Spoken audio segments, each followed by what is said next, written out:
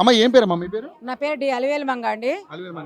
ఏంటమ్మా మరి పేపర్లో నోటిఫికేషన్ వేశారు, ఇల్లు ఖాళీ చేయమంటున్నారు. ఎన్నో ఏళ్ళుగా కట్టుకున్న కళ, సొంత ఇంటి కళ అనేది మనందరికి ఒక అటాచ్మెంటు, అదొక సెంటిమెంట్ మనకి ఇల్లు అనేది.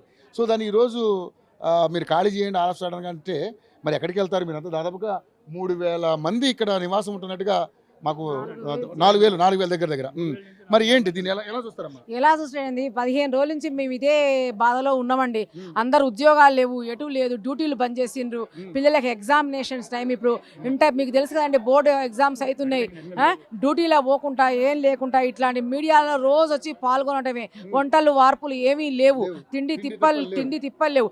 ఇక్కడ మీడియాకి వచ్చి ఇక్కడ మాట్లాడుతున్నాం, ఇంటికి పోగానే ఫోన్లు, మీ ఇళ్ళు పోతాయట కదా, మీ ఇళ్ళు పోతాయట, కానీ అటు ఫోన్ల బాధ, ఇటు ఈ బాధ. ఎట్లండి మేము ఏం చేయాలి చెప్పండి? 60 సంవత్సరాలు చిన్న చితుకు ఉద్యోగాలు చేసి, ప్రైవేట్ గవర్నమెంట్ ఉద్యోగాలు రాక, ఓసీ వాళ్ళం రాక చిన్న చితుక ఉద్యోగాలు చేసి ఇంతో అంతో కూడబెట్టుకొని ఆఖరికి 60 సంవత్సరాలకు రిటైర్మెంట్. ఇగో మా వారు 398 ఎన్టీ రామారావు గారు ఉన్నారంటే అప్పుడు అన్ట్రైన్డ్ వాళ్ళకు కూడా బీఈడీ లేకున్నా కూడా అప్పుడు బీఈడీ లేకున్నా కూడా తెలుగు డిపార్ట్మెంట్ అంటే తెలుగుని చూసి అప్పుడు ఆ రోజుల్లో మాకు ఉద్యోగాలు ఇచ్చారు.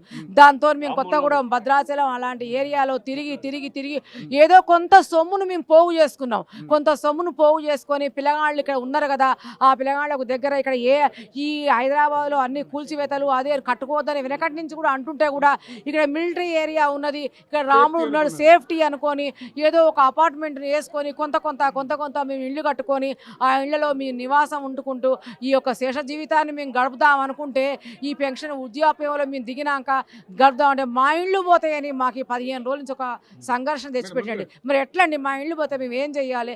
గవర్నమెంట్ వాళ్ళకు తలుచుకుంటే ఏదైనా సాధ్యం కాంటే మేము తెలుగు గారు చెప్తున్నాం, ఎంత గవర్నమెంట్ అయినా ప్రజల మనిషే కదండి.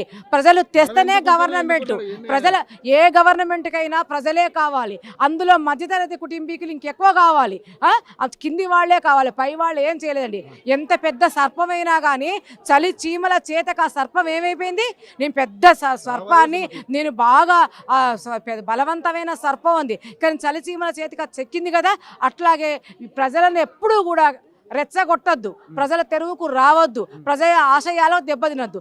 మీకు మా ఓటింగ్ కావాలి కాబట్టి మా అవసరాలు తీర్చే అవసరాలు తీర్చండి, లేకుంటే తీర్చకున్నా మంచిది, మా వద్దకు రాకండి. గవర్నమెంట్ నుంచి మనకి ఎటువంటి బెనిఫిట్స్ అవసరం లేదు, కానీ ఉన్న బతుకును కూడా తీసేది. మాకు ఏ బెనిఫిట్ ఏంటి? హిట్లర్ పాలన, హిట్లర్ నిరంకుశంగా హిట్లర్ ఏ విధంగా పరిపాలించిందో జర్మనీ రాజ్యాన్ని, ఆ విధంగా ఈ ప్రజాపాలన లేకుండా వ్యతిరేక పాలన ప్రజలను ఇబ్బంది పెట్టడం చాలా ఘోరం, చాలా అన్యాయం అని ఏకకంఠంతో, ముక్త కంఠంతో అందరం చెప్తున్నాం. కాబట్టి మమ్మల్ని దయచేసి మా వైపు రాకుండా మా యొక్క ఆస్తులు, మా అపార్ట్మెంట్ రక్షించుకుందామని మేము ఉద్దేశంతో ఇక్కడికి వచ్చామండి. మమ్మల్ని కాపాడాలి. ఇప్పుడు బస్సు ఇచ్చిండండి, ప్రైవేట్ బస్సు. మేము 60-70 ఏళ్ళు పోయి బస్సు ఎక్కుతామండి, మేము ఎక్కి అందులో నిలబడితే ఉన్న ఖాళీ ఇరిగిపోతుంది. చెప్పండి, మీకు అందులో సీట్లు కూడా ఉండవు. మాకు ఎందుకండి మా ఉపయోగం? అయినా మీరు ఏమన్నా మాకు పథకాలు పెట్టలేదు మేము అనలే కదండి. అన్నామా? అనలేదు. మేము మా బతికేందో మేము బతుకుతున్నాం. అసలే కొడుకులు కోడళ్ళు చూస్తారా? ప్రపంచమే ఒక యుగంగా ఉన్నది. అట్లాంటి యుగంలో మాకు ఒక కమ్యూనిటీ ఉందండి. ఇక్కడ అందరూ కూడా ఒక పెద్ద ఏజ్ వాళ్ళం అందరం ఇక్కడ ఉన్నాం. ఆ రాముని సేవ చేసుకుంటూ బతుక్కుంటూ, ఏదో గుళ్ళలో పోకుండా, గోపురాల పోకుండా, ఎక్కడికి పోకుండా, ఇక్కడ ఏదో మేము పండగ పబ్బం మా స్థాయికి తగ్గట్టుగా మేము చేసుకొని ఒక కుటుంబంగా మేము ఉండి ఏదో తిరగాలని, సాయంత్రం పూట చల్లగాలికి బయటకు వచ్చి తిరుగుతుంటూ చేసుకుంటూ ఒక వర్గంగా మేము ఒక కుటుంబంగా తల్లిని, తండ్రిని, కుటుంబాలను, అన్నదమ్ములను అందరిని వదిలిపెట్టేసి ఇక్కడ ఉంటే, ఇక్కడ కూడా మమ్మల్ని విచ్చగాడగా చేస్తే మేము ఎక్కడికి పోవాలి చెప్పండి? మేము అందుకోసమే మాది వద్దు, మూసి చేసుకోండి. మేము వాసనని మీకు ఏమైనా కంప్లైంట్ ఇచ్చామా చెప్పండి? మేము మ్యూజిక్ దగ్గర ఉన్నాం, మేమేమైనా కంప్లైంట్ ఇచ్చామా? మా వస్తువులు ఖరాబ్ అవుతున్నాయని మేమని చెప్పామా? మా గిన్నెలు నల్లబడుతున్నాయని మేమేమని చెప్పామా? వస్తుందని మేమని చెప్పామా? మేము దేనికి కూడా అలా చెప్పలే కదా. అలా చెప్పనప్పుడు కూడా మా మీద పడి మీకు ఏదో స్వార్థంతో మమ్మల్ని బయటికి రప్పించడమే కానీ మా వద్దకు రావద్దు. మేము ఎప్పుడూ కూడా మీకు ఏది ఇవ్వలేదు. మేము కరెంటు బిల్లు కట్టట్లేదా, ఇంటి పనులు కట్టట్లేదా, మున్సిపల్ ఏదైనా మేము చేసుకుంటున్నాం. ఏదో మేము చిన్న ప్రాపర్టీలో మేము అందరం ఉంటున్నాం, పిల్లలు ఉన్నారు. మేము ఆ పిల్లలు ఇక్కడ లేకుండా ఇలాంటి పిల్లలందరూ కూడా ఉన్నారు కదా. ఆపద సంపద వచ్చినా ఓ రాత్రి ఇప్పుడు ఏ రోగం వచ్చింది పెద్ద ఆయన ఇప్పుడు ఈయన ఉన్నాయండి, ఈయనకు శుక్లాలు వచ్చినాయి, ఆపరేషన్ చేయించాలి, చెవి సమస్య వచ్చింది, ఇవన్నీ సమస్యలు ఏజ్- వచ్చాయి. ఏజ్ ఇక్కడ ఉన్న వాళ్ళందరూ ఏంటంటే ఆహా సార్ కదా అని సార్ ఇట్లా అని మమ్మల్ని అర్థం చేసుకుంటారు. మాకు గ్యాసులు పెట్టుకోరాదు, మాకు ఇప్పుడు సిలిండర్ పెట్టుకోవాలి, పెట్టుకోరాదు, మాకు నీళ్లు రావు, మేమేం రిపేర్లు చేసుకోలేము. ఇలాంటి యూత్ ఉన్నది కదా, ఈ యూత్ని అమ్మ రామ్మ అంటే వస్తారు. ఒక చిన్న ఉన్నది వేరే చోట్ల మేము ఎక్కడ ఉండగలుగుతామండి? మేము ఉండలేం కదా. మమ్మల్ని ఇబ్బంది పెట్టి మా ముద్దను చెడగొట్టిన వాడే అవుతాడు. ఇంతమంది ఘోష అంతే అండి, అంత తప్ప ఏం లేదు. అనాథాశ్రయాలని ఇప్పుడు మరి నిజంగానే రేవంత్ రెడ్డి మీకు ఇప్పుడు ఎలాగ ఆల్రెడీ ఈ ప్రభుత్వంలో ఇట్లాంటి కూల్చివేతలు చాలా జరిగాయి.